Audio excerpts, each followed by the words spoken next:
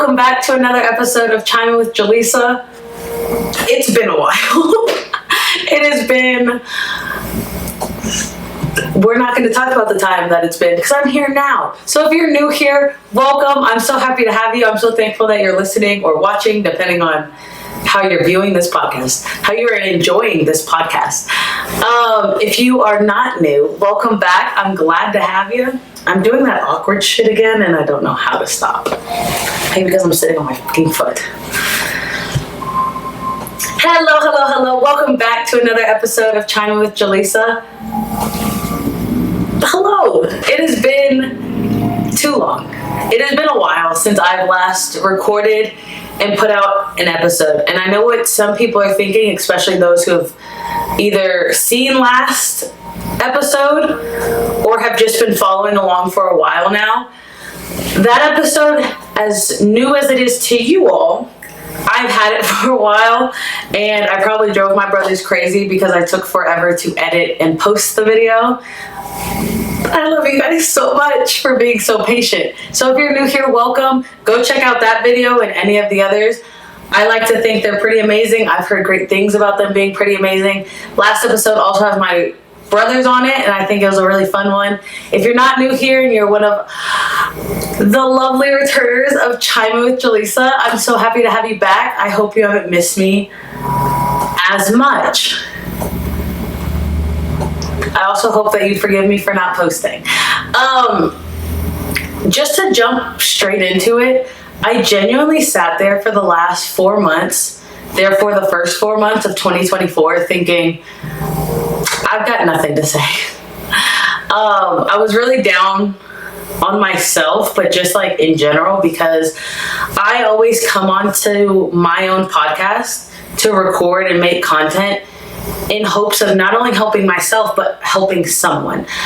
As much as I would love to reach the masses, if I can just help one person, that's enough for me.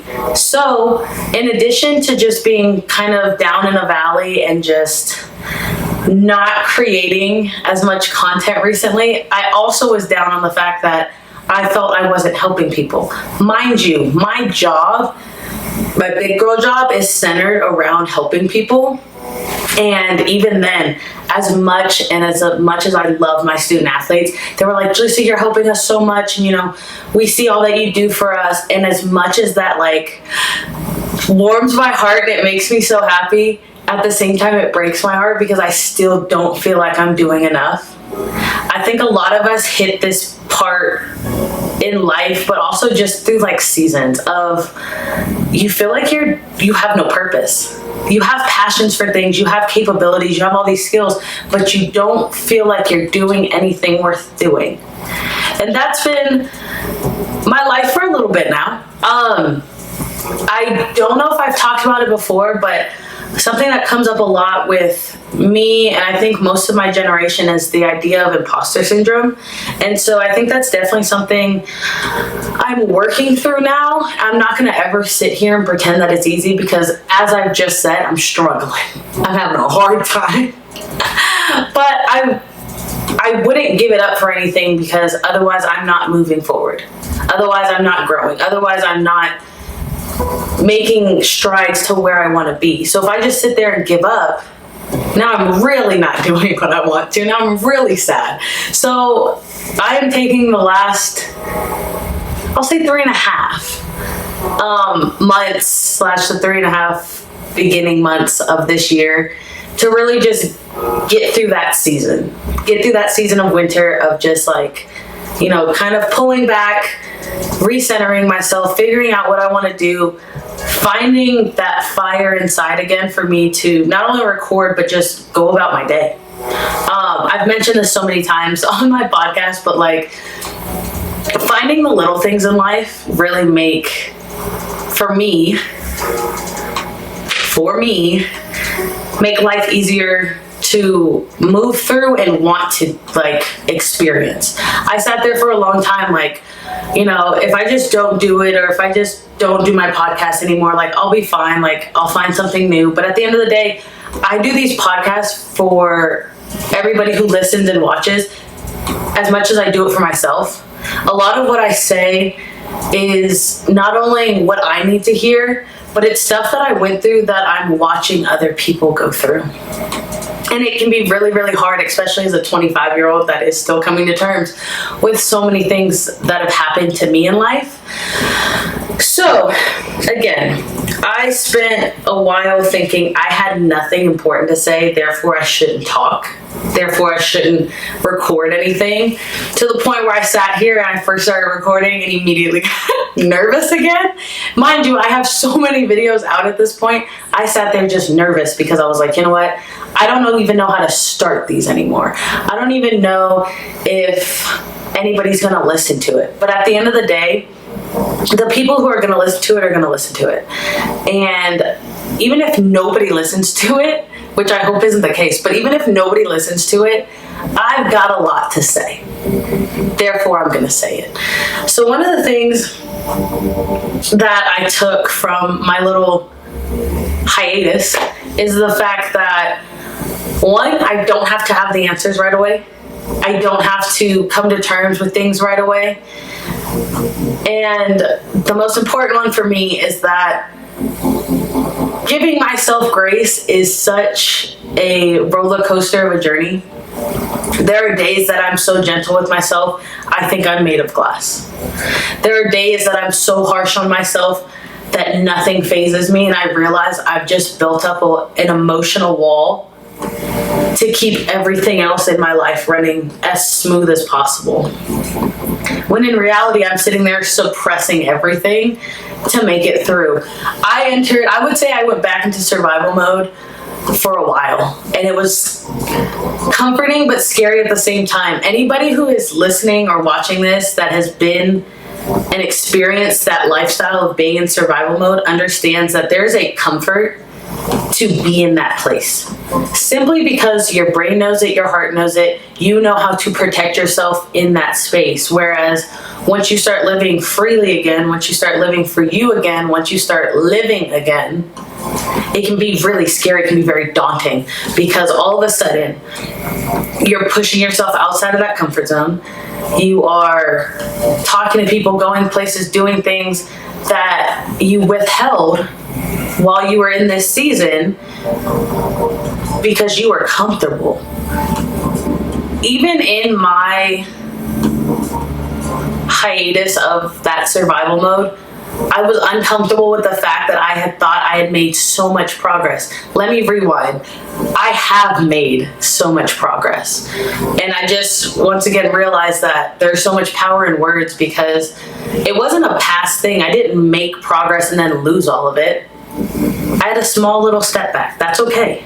It happens. But I sat there and I had this like light bulb moment of just, yes, I'm fully aware that the mental health journey, the journey of life, the journey of experiencing what people experience is going to constantly be like this. It's going to be a whole loop around.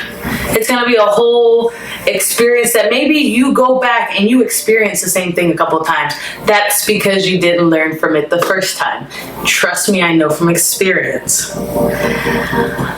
When I say all of this, a lot of the time I forget that not only what I have to say matters, but again, somebody could benefit from hearing it.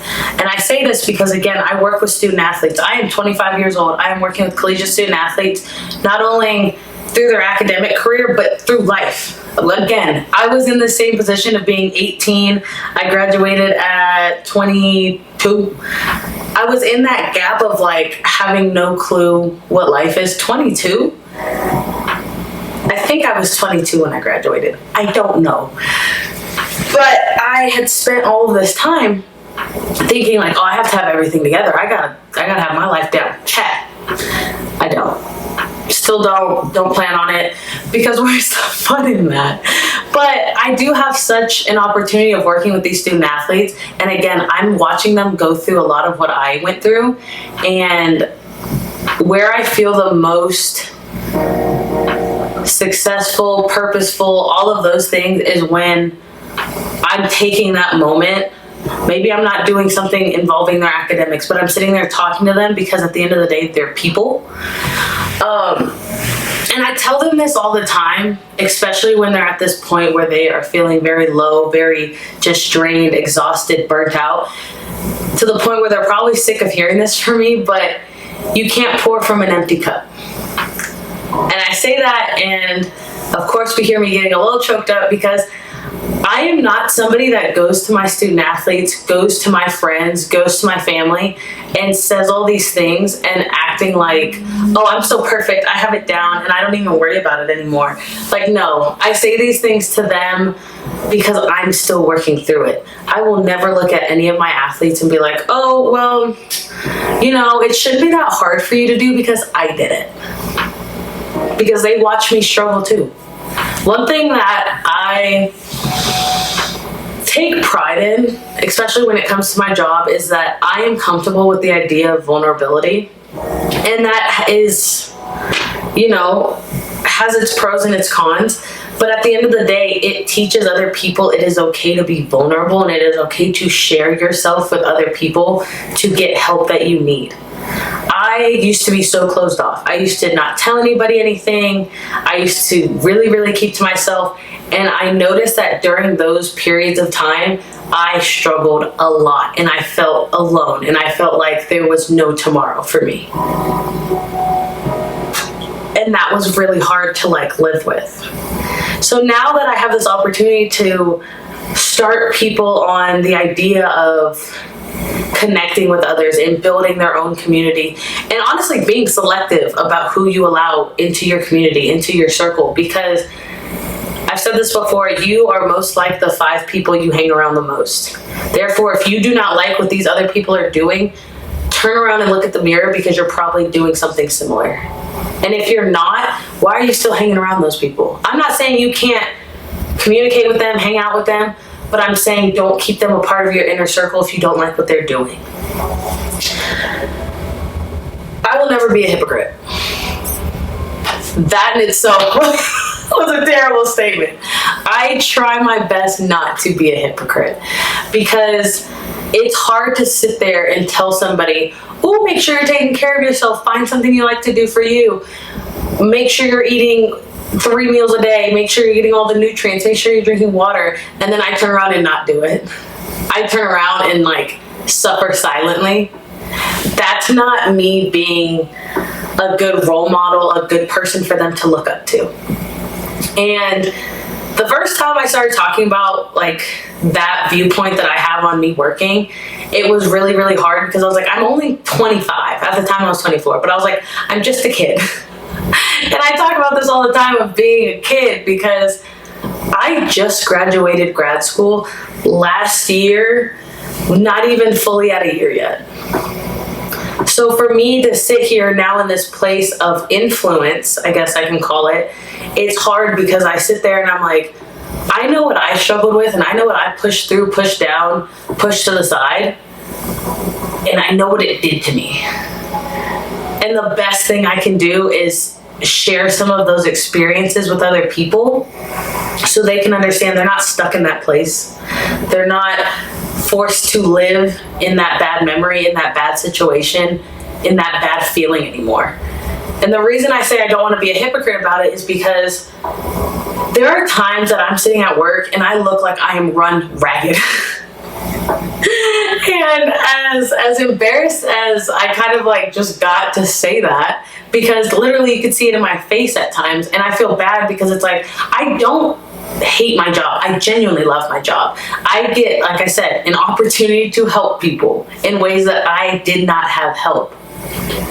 And that does more for my serotonin levels than I can genuinely explain. But at the same time, it's really hard for me to sit there in an environment that some can view as triggering, just because I have not yet come to terms with that particular subject matter.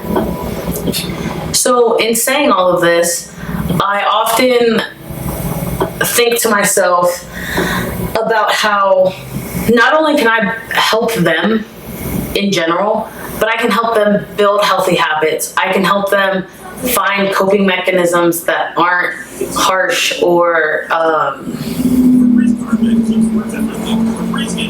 what's it called? Not in a way that's like regressing.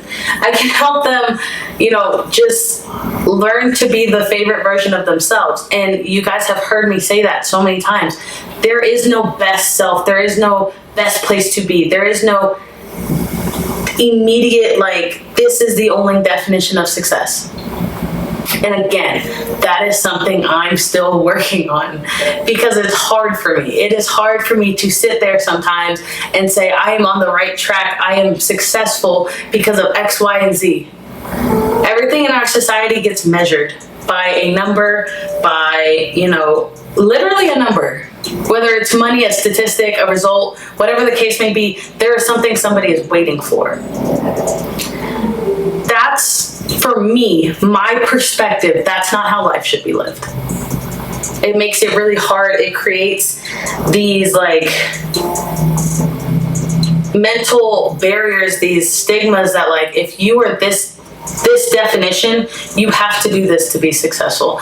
And that's really hard for people to work with, especially if you're similar to me and you can't measure success numerically.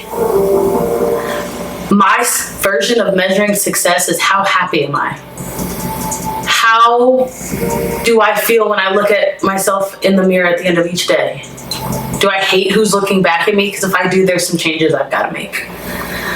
I know it's kind of corny, or at least in my head, people might perceive this as corny, but there was, I think Deion Sanders said it, Coach Brad, about how as long as somebody else's negative opinion, or even opinion in general, does not reflect the opinion you have of yourself, then it does not matter.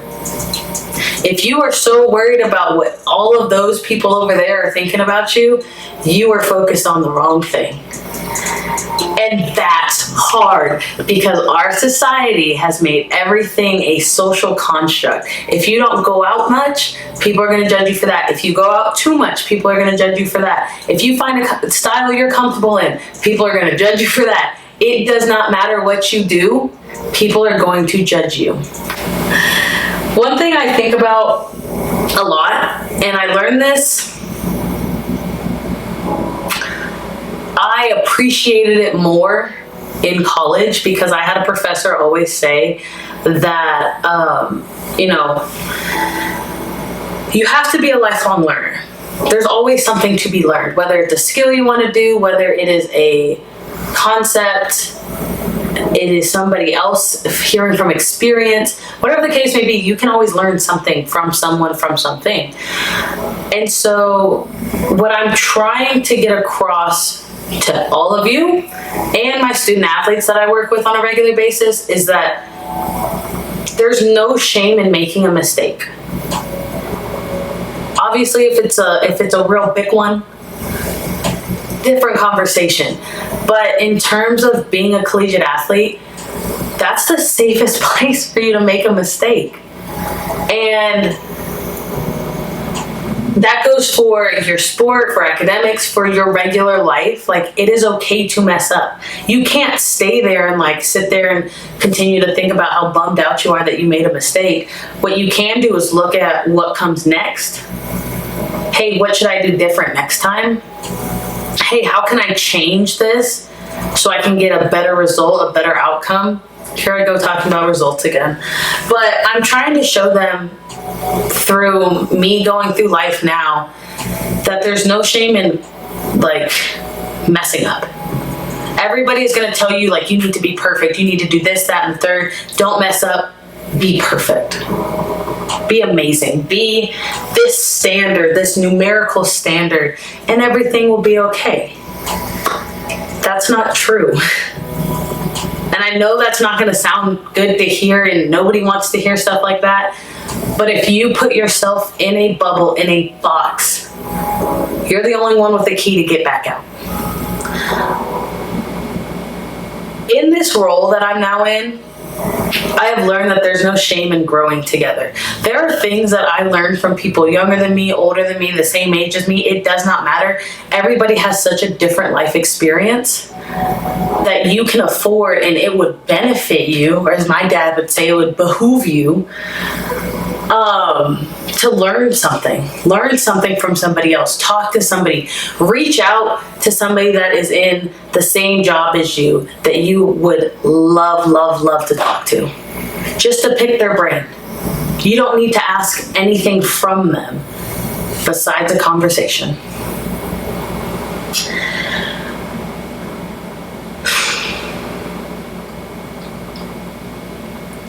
The more you allow yourself to grow and have that space for grace, you're gonna find it easier to breathe at the end and at the beginning of each day.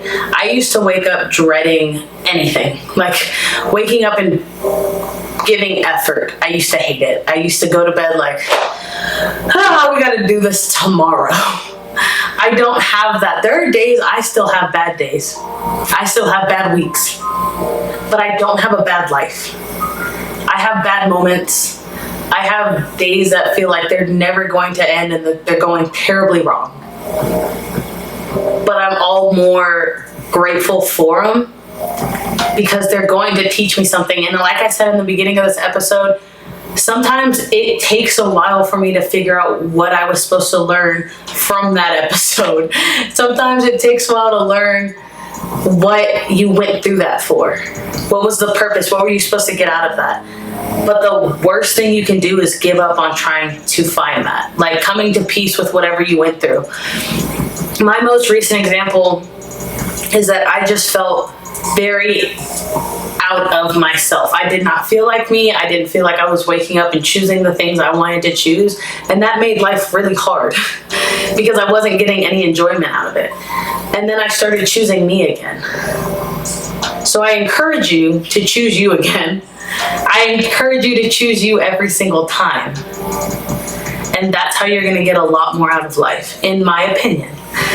The last thing I want to leave you all with is that you got to try. You got to try, and some of the ways to do that, fix the way that you self-talk. Journal to figure things out. Go talk to anyone that has the capacity to hear you and be there for you and support you. Because it's going to be hard. Life is going to be hard. Don't give up. Always try again. And allow yourself to mess up, to grow, and to enjoy it. It's not going to come easy, but no one ever said it would. So with all of that being said, thank you for chiming in with Jaleesa once again. I look forward to seeing you all next time. It won't be that long of a break until next time. And until then, peace.